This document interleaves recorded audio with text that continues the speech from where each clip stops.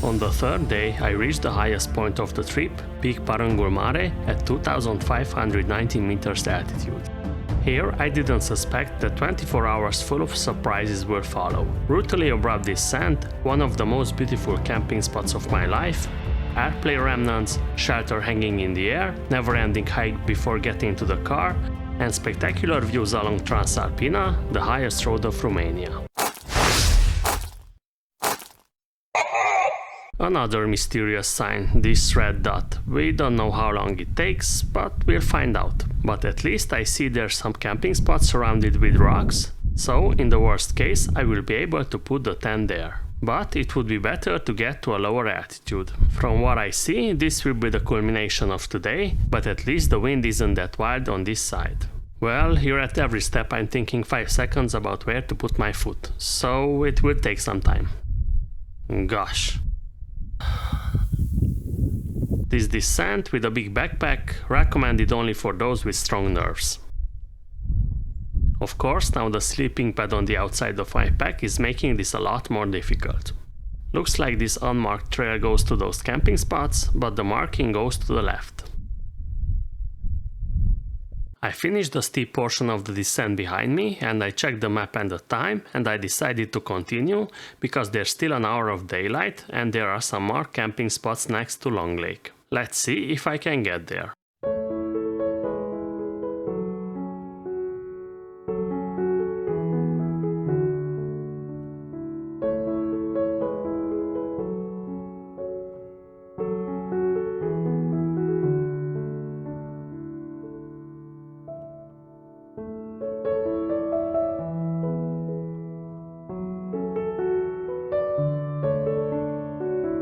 A little bit of obstacle race for the end of the day.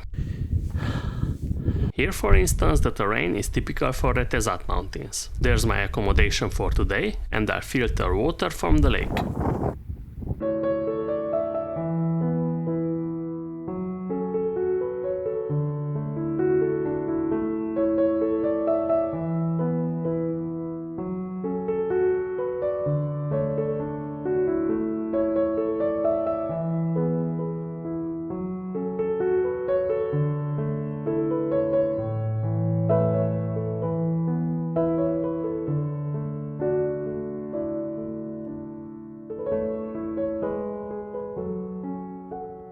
It took me about 18 minutes to pitch my tent in quite strong wind gusts. In the meantime it got dark, I put the gear inside the tent, then it's time for dinner. Good night, see you tomorrow.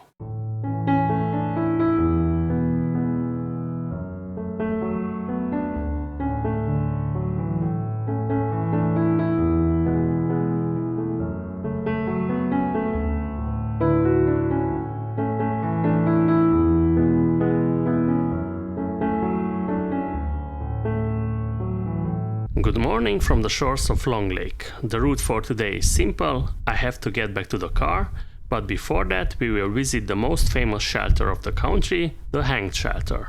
And I made my pack lighter by about 100 grams by changing my old knife with this one. Here you can also find some good camping spots at about 1950 meters altitude. It's easy to get lost here because there's a clear trail that way, but actually you have to make a 90-degree turn and descend to the next lake.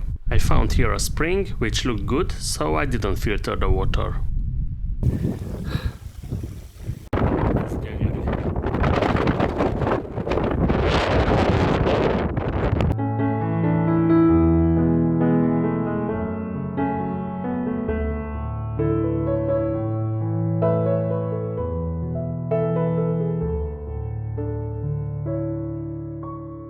We get to one of today's attractions, the remains of a plane that crashed some decades ago.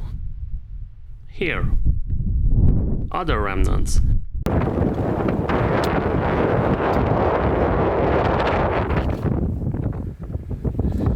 These remnants are scattered on a quite large area. We have a junction here, the trail on the right follows the river, and the one on the left goes to that sheepfold which looks abandoned. I will choose the right one, both arrive to the same spot and both are marked with a red dot.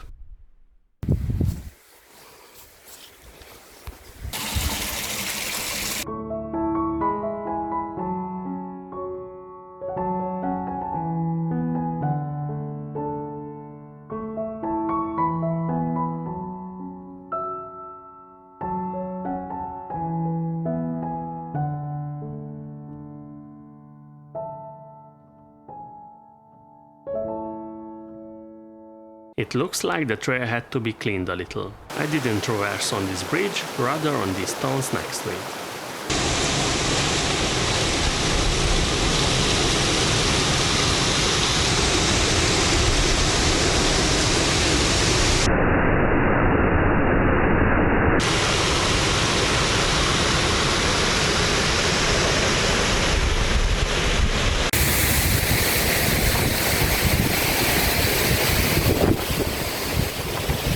And here's the shelter.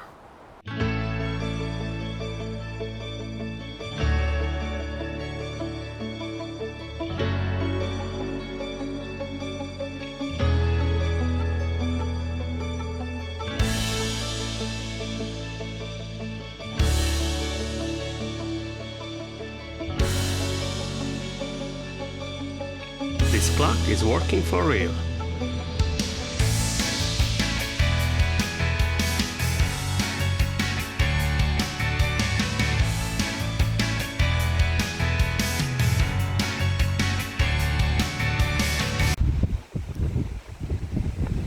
Looks like someone lost a backpack.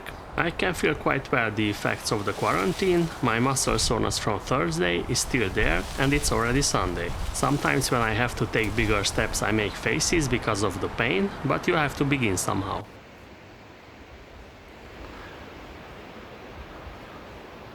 From up there, I reached in 2 hours and a half this spot where you cross the river and the trail gets wider, with lots of breaks and with a big backpack. In principle, I like this route better compared to the one I ascended on, because there are 3 lakes and you can camp next to all of them, and also next to the hang shelter, so people scatter more. And theoretically, there should be less people here compared to Gâlcescu Lake, because you can get there in a few hours from Transalpina and from Ovârșia Lotrului as well. Practically, there were lots of folks coming from the opposite direction, but judging from their gear, most of them only go to the shelter, then turn back. On this side you also have 3 springs where you can get water without filtering. The views are amazing on both sides. Before Gâlcescu, that portion with the junipers is pretty unpleasant. On the other hand, on this side we have those big boulders which can get dangerous when crossing them. And let's not forget the steep portion between Lake Mândra and the ridge. I left 4 hours ago and I will soon get to the main road. It hurts everywhere, but this is also one of the beauties of these multi-day backpacking trips, that we learn to appreciate the comforts of our home, isn't it? I will still have to walk some kilometers on the road before I get to the car, and I will try to show you some images from Transalpina as well, from the northern side, which is perhaps less known and less popular. Some killing me softly for the end. Well, I still have quite a lot to go. Luckily the road is asphalted, so the cars don't fill you with dust that much.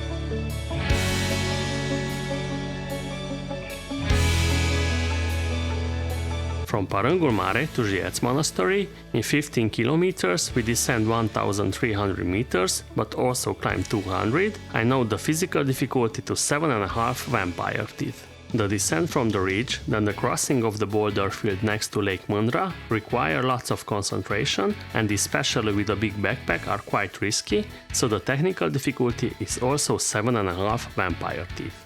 On this route you can find everything: high peaks, mountain lakes, forest, and some extras. The satisfaction factor of this hike is 8 vampire teeth.